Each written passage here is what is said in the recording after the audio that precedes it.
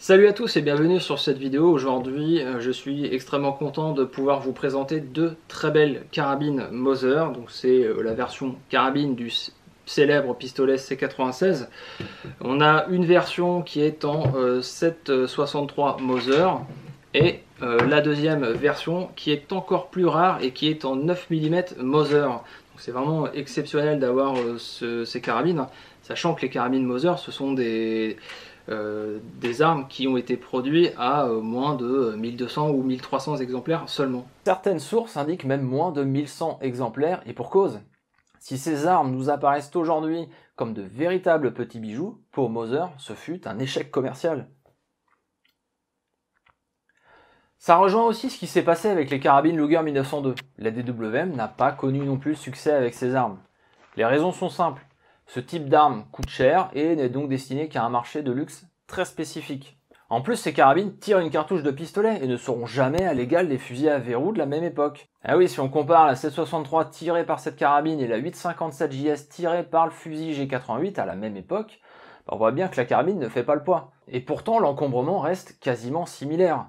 On notera tout de même que les hausses vont jusqu'à 500 mètres, ce qui semble bien optimiste. Pire, s'il était encore possible pour la carabine Luger de l'utiliser comme pistolet, quoique ce soit absolument pas pratique, là dans le cas de cette carabine Moser, on ne peut simplement pas.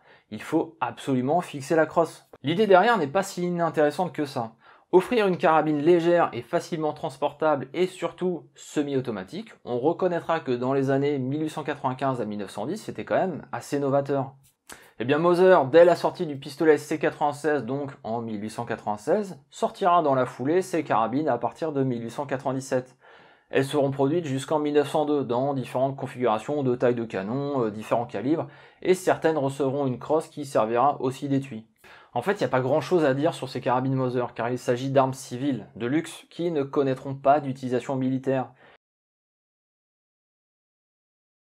Alors les carabines s'assemblent assez simplement puisqu'on a une encoche ici dans la crosse avec un bouton poussoir et il suffit donc de mettre la carabine dans la rainure ici et ça se fait très bien, très simplement, c'est très bien fini.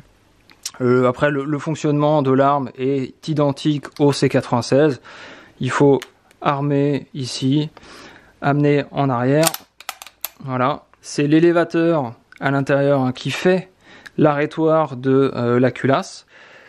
Il n'y a pas de chargeur, ce sont des clips uniquement. Et donc, vous voyez bien qu'il y a l'espace ici pour mettre le clip. Alors, je ne vais pas mettre de clip, évidemment, pas maintenant. Pour rabaisser la culasse, on va appuyer un peu sur l'élévateur et relâcher doucement. Et voilà. Et là, on est prêt à faire feu. La détente est toujours aussi excellente sur ces C96, enfin les Moser, les pistolets Moser, c'est assez impressionnant. En tout cas là, j'espère que vous pouvez profiter un petit peu de la qualité du bronzage ici au niveau de la hausse et de l'extracteur, c'est impressionnant, la finition et ce bleu qui est profond. J'espère que vous verrez bien ça sur la vidéo. Allez, c'est parti pour tester la carabine Moser en 9 mm Moser. Donc les clips, on les a insérés à la main parce que c'était un peu difficile, donc je n'ai pas pu vous montrer l'insertion des clips. Donc il faut appuyer à fond et retirer d'un coup sec le clip, la lame chargeur en fait, pour que la culasse arme toute seule.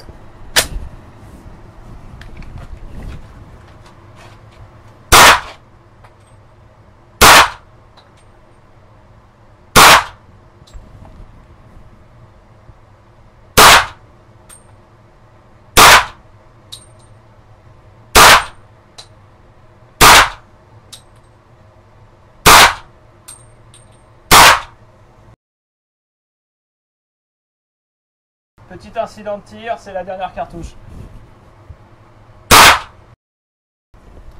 Superbe.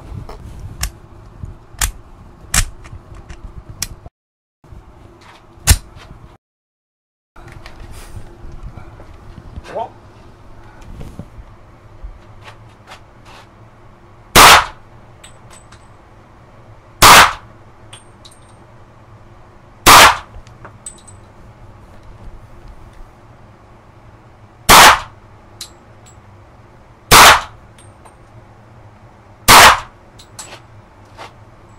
Concernant le tir, j'ai adoré. J'avais déjà tiré un peu avec un pistolet SC96 et ça ne m'avait pas laissé un souvenir impérissable. Mais là, quel plaisir! Ces carabines sont magnifiques. On sent vraiment qu'il s'agit d'une arme d'une exceptionnelle qualité. Quand on pense qu'à l'époque tout était fini à la main, c'est juste splendide. La détente est aussi excellente. La course peut paraître assez longue, mais le lâcher est vraiment bon. Contrairement au Luger et sa détente large et plate avec une course assez courte, celle de la carabine Mauser est plus fine, je trouve, et plus agréable. La hausse est aussi facile d'utilisation. L'ergonomie est ce qu'elle est car elle ne permet pas de tenir correctement l'arme, du moins pour la main droite. Si je devais comparer et faire un choix entre une carabine Luger 1902 et cette carabine Mauser, je pencherais plus pour la Mauser. Eh oui, et pourtant j'adore les Luger, mais là, c'est je trouve un poil au-dessus en termes de qualité. C'est difficile à expliquer en fait, je vous souhaite d'avoir en main un jour chacune de ces armes pour vous en rendre compte par vous-même. Bien sûr, la carabine Luger offre l'avantage du chargeur amovible, mais la Mauser a une capacité de 10 cartouches contre 8 pour le Luger. De plus, le 7.63 est réputé plus véloce que le 9 mm ou le 7.65 Parabellum.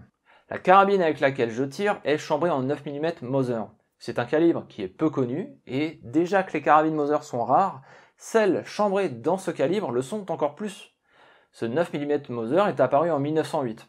Alors oui, je sais, j'ai dit que les carabines n'ont été produites que jusqu'en 1902.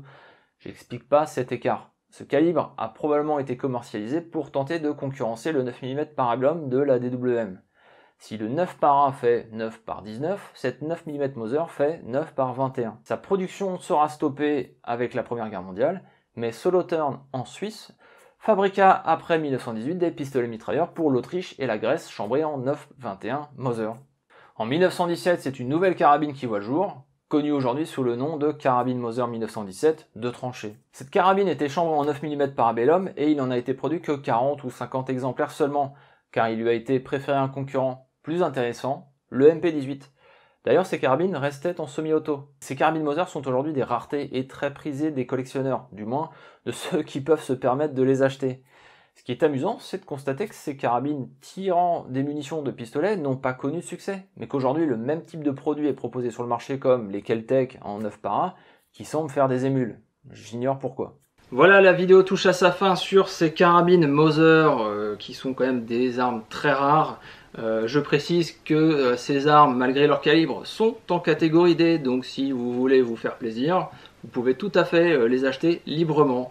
En tout cas, c'est vraiment une chance de les avoir. Je remercie évidemment le propriétaire de ces armes qui me permet de vous partager ces images, donc n'hésitez pas à liker, à commenter et à partager. Et je vous remercie, je vous dis à la prochaine.